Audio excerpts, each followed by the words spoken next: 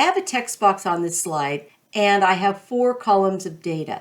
And the reason they're lined up so nicely is I set tabs. So the first column is what's called a right tab. Everything lines up on the rightmost character. Second one is a left tab. Third one's a center tab. And the fourth one's a decimal tab.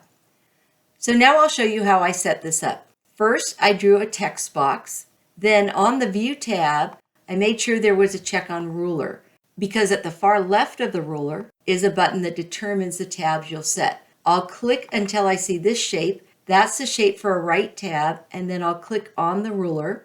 I'll come back and click till I see this shape. That's the shape for a left tab, and I'll click on the ruler. And then this is a center tab, and this is a decimal tab. Now I'll quickly type the text in, pressing the tab key to move from one tab stop to the other.